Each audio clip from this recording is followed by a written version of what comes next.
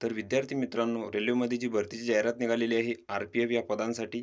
तर या भरतीसाठी जो अर्ज आहे, तर तो कसा करायचा, तर ते आपण या व्हिडिओमध्ये पाहणार आहोत. तर हा व्हिडिओ तुम्ही शेवटपर्यंत पहा. तर यामध्ये जी पदे आहेत, तर ती आहेत सब इन्स्पेक्टर, त्यानंतर कॉन्स्टेबल. तर अर्ज करण्यासाठी तुम्हाला या वेबसाईटवरती यायचं आहे. याची लिंक तुम्हाला डिस्क्रिप्शनमध्ये मिळून जाईल. तर या वेबसाईटवरती आल्यानंतर तुम्हाला अप्लाय असं बटन दिसेल. तर त्यावर तुम्हाला क्लिक करायचं आहे. त्यानंतर इथं 2 ऑप्शन आहे. तर एक आहे क्रिएट ॲन अकाउंट, त्यानंतर ऑलरेडी हॅव अकाउंट. तर क्रिएट ॲन अकाउंटवरती क्लिक करायचं आहे. त्यानंतर इथं दिलेलं आहे, जर तुम्ही टेक्निशियनसाठी अर्ज भरलेला असेल, तर तुम्ही इथं डायरेक्टली लॉग इन करू शकता. तर इथं आपल्याला अकाउंट बनवायचं आहे. तर इथं कंट्री सिलेक्ट करायची आहे. त्यानंतर तुम्हाला इथं पर्सनल इन्फॉर्मेशन भरायची आहे. तर तुमच्या 10वीच्या सर्टिफिकेटनुसार तुम्हाला इथं तुमची माहिती भरायची आहे. तर तुम्हाला इथं तुमचे पूर्ण नाव टाकायचे आहे. त्यानंतर परत एकदा तुमचे नाव टाकून घ्यायचे आहे. त्यानंतर तुमच्या नावात जर काही बदल झालेला असेल, तर इथे येस करायचं आहे. नसेल तर इथं नो करायचं आहे. त्यानंतर तुमची इथं जन्मतारीख टाकून घ्यायची आहे. कॅलेंडरवरती क्लिक करून. त्यानंतर परत एकदा तुमची जन्मतारीख टाकायची आहे. त्यानंतर तुमची इथं जेंडर निवडून घ्यायची आहे. त्यानंतर परत तुमचे जेंडर इथे निवडायचे आहे एकदा. त्यानंतर तुमच्या वडिलांचे नाव टाकायचे आहे. परत इथं वडिलांचे नाव टाकायचे आहे. त्यानंतर आईचे नाव टाकायचे आहे. परत आईचे नाव टाकून घ्यायचे तुम्हाला. तर ही संपूर्ण माहिती मी इथं भरून घेतो. खाली आल्यानंतर तुम्हाला इथं आधार व्हेरिफिकेशन करावं लागेल. तर तुमचा इथं आधार नंबर टाकायचा आहे. त्यानंतर व्हेरिफाय युजिंग आधार यावर क्लिक करायचं आहे तुम्हाला. तर तुम्हाला इथं तुमच्या आधार कार्डचे लास्ट डिजिट दिसतील. त्यानंतर तुम्ही जी माहिती भरलेली आहे 10वीच्या मार्कशीटनुसार, तर ती तुम्हाला इथं दिसेल. त्यानंतर तुमच्या आधारवर जशी तुमची माहिती आहे, तर ते तुम्हाला इथं भरून घ्यायची आहे. किंवा तुमच्या आधारवरील नाव व 10वीच्या सर्टिफिकेटवरील नाव जर एकच असेल, तर तुम्हाला इथं टिक करायचं आहे वरती. त्यानंतर इथं कन्फर्म करायचं आहे टिक करून. त्यानंतर व्हेरिफाय या बटनावर तुम्हाला क्लिक करावं लागेल. त्यानंतर तुमची इथं आधार कार्ड व्हेरिफाय होईल. त्यानंतर तुम्हाला इथं कॉन्टॅक्ट डिटेल टाकायची तुमची. तर तुमचा इथं ईमेल आयडी आणि मोबाईल नंबर टाकून घ्यायचा आहे. त्यानंतर ईमेल व मोबाईल नंबर, तर यावर इथं ओ-टी-पी पाठवायचं तुम्हाला, जनरेट ओ-टी-पी करून. त्यानंतर जे ओ-टी-पी आलेले असतील, तर ते तुम्हाला इथे टाकावे लागतील. तर ओ-टी-पी टाकून तुम्हाला इथं पासवर्ड बनवायचा आहे. त्यानंतर तुम्हाला कॅप्चा टाकून घ्यायचा आहे.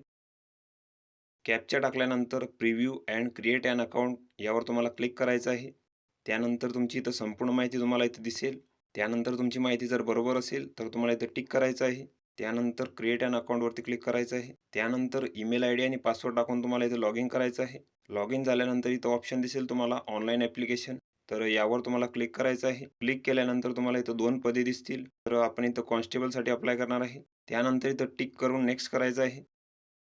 त्यानंतर तुम्ही जी माहिती भरलेली आहे, तर ती संपूर्ण माहिती तुम्हाला इथं दिसेल. इथं तुम्हाला माहिती भरायची आवश्यकता नाही. तर तुम्हाला इथं मॅरिटल स्टेटस निवडावं लागेल, मॅरिड, अनमॅरिड.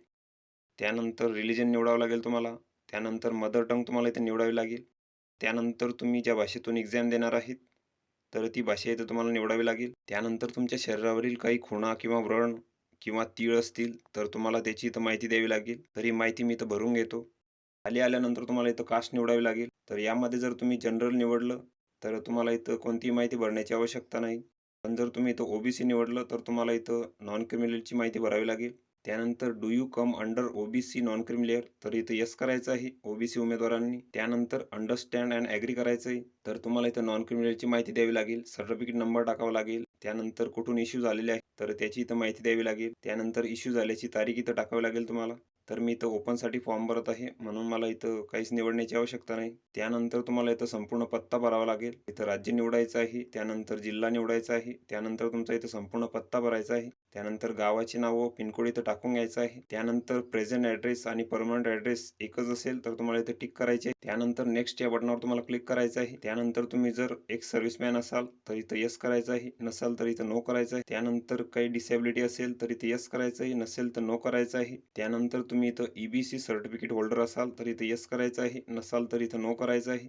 त्यानंतर तुम्ही इंडियन रेल्वेची एम्प्लॉयी असाल, तर येस करायचं आहे. नसेल तर नो करायचं आहे. त्यानंतर करंट डिपार्टमेंट ऑर्गनायझेशनची माहिती तुम्हाला इथे द्यावी लागेल. नसेल तर इथं नॉट ॲप्लिकेबल करायचं आहे. त्यानंतर तुम्ही जर अपेंडिशिप कोर्स केलेला असेल, तर इथे येस करायचं आहे. नसेल तर इथं नो करायचं आहे. त्यानंतर आता तुम्हाला इथे बँकेची माहिती द्यावी लागेल. तुमचा जो रिफंड आहे परीक्षेचा, तर त्यासाठी तुम्हाला इथे बँकेची माहिती भरावी लागेल. तर त्यासाठी इथं खातेदाराचे नाव टाकायचे आहे, अकाउंट नंबर टाकायचा आहे, कन्फर्म करायचं आहे. त्यानंतर आय-एफ-एस-सी कोड टाकून इथं कन्फर्म करायचं आहे. तर ही माहिती भरल्यानंतर तुम्हाला इथं नेक्स्ट करायचं आहे. त्यानंतर तुम्हाला इथं शैक्षणिक माहिती भरायची आहे. तर इथं 10वी ऑलरेडी सिलेक्ट आहे. तर इथं राज्य निवडायचं आहे. त्यानंतर इथं जिल्हा निवडून घ्यायचा आहे तुमचा. त्यानंतर तुमचे जे बोर्ड असेल, तर त्याचे नाव इथं टाकायचे आहे. त्यानंतर पासिंग डेट टाकायची आहे. त्यानंतर तुमचा इथं रोल नंबर टाकून घ्यायचा आहे. तर ही माहिती टाकल्यानंतर तुम्हाला ॲड बटनावरती क्लिक करायचं आहे. त्यानंतर ही माहिती इथं ॲड होईल. तर फक्त तुम्हाला इथं 10वीची माहिती भरावी लागेल. त्यानंतर इथं नेक्स्ट करायचं आहे. नेक्स्ट केल्यानंतर तुम्हाला इथं फोटो आणि सही अपलोड करावी लागेल. तर फोटो तुम्हाला 30 ते 70 KB इथं अपलोड करायचा आहे आणि सही पण. तर फोटो तुम्हाला इथं व्हाईट बॅकग्राऊंडमध्ये लागणार आहे. तर मी इथं फोटो आणि सही अपलोड करून घेतो. तर फोटो आणि सही अपलोड केल्यानंतर तुम्हाला इथं नेक्स्ट करायचं आहे. नेक्स्ट केल्यानंतर तुम्हाला इथं डिक्लेरेशन द्यायचं आहे. तर इथं टिक करायचं आहे तुम्हाला. त्यानंतर इथं प्लेस टाकायचं आहे तुमचं. त्यानंतर प्रिव्ह्यू ॲप्लिकेशनवरती तुम्हाला क्लिक करायचं आहे. तर तुमचा संपूर्ण अर्ज तुम्हाला इथं दिसून जाईल. त्यानंतर तुम्ही भरलेली माहिती इथं करेक्ट असेल तर तुम्हाला इथं टिक करायचं आहे आणि काही जर चुकले असेल तर तुम्ही इथं एडिट करू शकता. तर मी इथं टिक करतो. त्यानंतर इथं सबमिट करायचं आहे. तर आता तुम्ही भरलेली जी माहिती आहे तर ती तुम्ही इथं बदलू शकत नाही. तर इथं सबमिट करायचं आहे. त्यानंतर तुम्हाला आता इथं परीक्षा शुल्क भरायचं आहे ₹500. तर पे या बटनावर क्लिक करायचं आहे तुम्हाला. तर तुम्ही कोणत्याही माध्यमाद्वारे इथं पेमेंट करायचं आहे. पेमेंट केल्यानंतर तुमची जी प्रिंट आहे तर ती तुम्ही इथं डाउनलोड करून घ्यायची आहे. तर अशा प्रकारे तुम्ही RPFसाठी इथं अर्ज करू शकता कॉन्स्टेबल या पदासाठी. तर व्हिडिओ कसा वाटला मित्रांनो? व्हिडिओ आवडल्यास लाईक करा, शेअर करा आणि आमच्या चॅनलला सबस्क्राईब